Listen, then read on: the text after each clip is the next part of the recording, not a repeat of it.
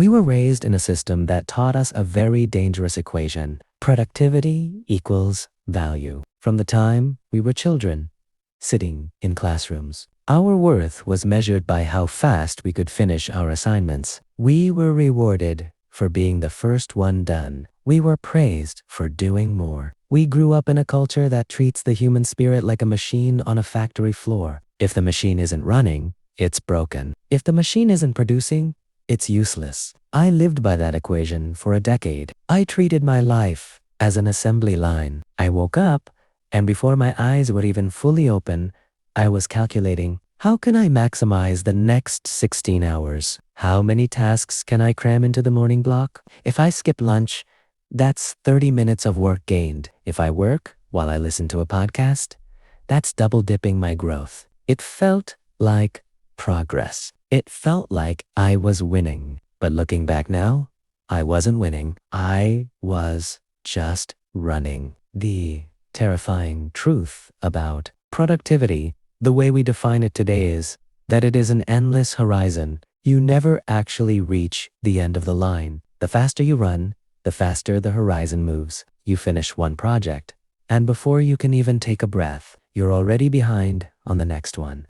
We've become obsessed with the mechanics of life, but we've completely lost touch with the substance of life. We are experts at optimizing our day, but we are amateurs at living our years. And the worst part, we don't realize we're drowning until we've already hit the bottom. Burnout isn't a sudden explosion. It's a slow erosion. It starts with subtle things. You stop enjoying the things you used to love. Your hobby becomes a side hustle. Your workout becomes a metric to be tracked. Your conversations become networking opportunities. You stop being a participant in your own life and start being a manager of it. I hit my crash during a Tuesday afternoon.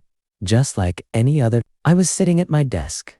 My calendar was my tasks were checked off, and I was, by all societal standards, successful. But I looked at the screen and I felt nothing. It wasn't even sadness. It was a profound, hollow numbness. I realized that if I disappeared from my own life that day, the machine I had built would keep running without me. My business, my schedule, my responsibilities, they didn't care about me. They only cared about my output. And that was the moment I realized the lie. The lie is that the system will eventually reward you for your sacrifice. That if you work hard enough, you'll eventually earn the right to exist. You'll earn the right to rest. But rest is not a reward. Rest is a necessity. And by the time you earn it, you're usually too broken to enjoy it. I wasn't just tired. I was cynical. And cynicism is the final stage of productivity-based living. When you stop believing that your work matters because you're too busy trying to get it done. That is when you are truly in danger. So I stopped. I didn't quit my work, but I quit the way I worked. I stopped the apps. I stopped the morning routines that were designed to make me more efficient. I stopped listening to self-improvement content while I was brushing my teeth. And then the withdrawal hit. You don't realize how addicted you are to the hit of productivity until you stop. My brain felt itchy. I felt a physiological sense of panic, like I was missing something. I had this constant nagging voice in the back of my head. You're falling behind. Everyone else is moving forward. If you stop, you'll be forgotten. It was the most honest voice I had ever heard. And it was also the most destructive. He spent the first few days just sitting, doing nothing. No screens, no books, no music. Just sitting in a chair, staring at the wall. And the thoughts that came up were brutal. The anxiety, the insecurity, the fear of insignificance, they all came rushing to the surface because, for the first time, I wasn't busy enough to outrun them. This is why we stay busy. We don't stay busy because we love work. We stay busy because we are terrified of who we are when we aren't working. If I'm not a producer, if I'm not a success, then who am I? That question is the reason most people never stop. They fear that if they stop moving, they'll cease to exist. But I discovered something else in that void. The silence wasn't a trap. It was a mirror. And for the first time, I was brave enough to look at it. Once the panic faded, the clarity came. I started to distinguish between motion and action. Motion is what we do when we want to feel productive, but we're afraid of the outcome. It's checking emails, organizing folders, tweaking websites. It's busy work. Action is the work that actually changes the trajectory of your life or your business. I realized that 90% of what I was doing was just motion. It was just noise designed to make me feel safe. I replaced my to-do list with a to-be list. Instead of asking, what can I do today? I started asking, what matters today? It sounds simple, but it's a radical shift. When you stop trying to do everything, you finally have the bandwidth to do the one thing that actually makes a difference. I call it the garden philosophy. A factory is about forcing output. It's about pressure.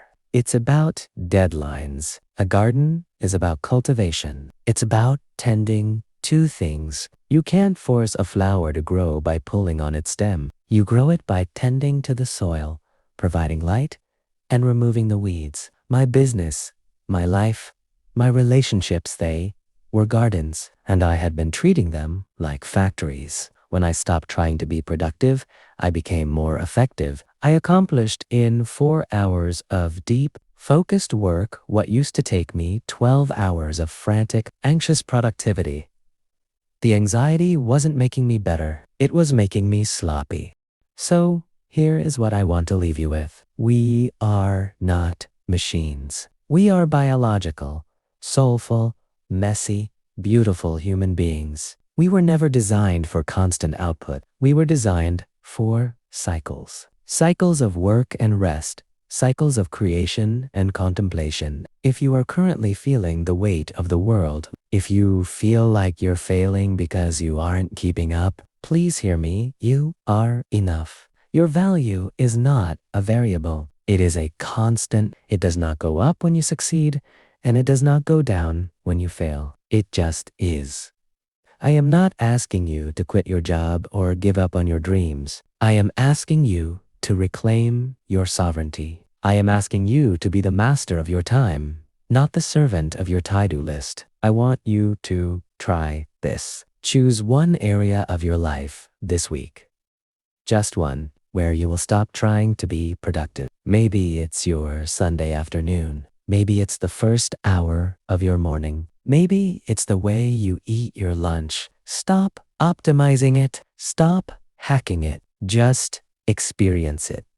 See what happens to your soul. See how your creativity changes when it's no longer under pressure. We are entering a new chapter. A chapter where we value human connection over efficiency and peace over performance. I am so glad you're on this journey with me. Thank you for listening. Let's make space for what actually matters.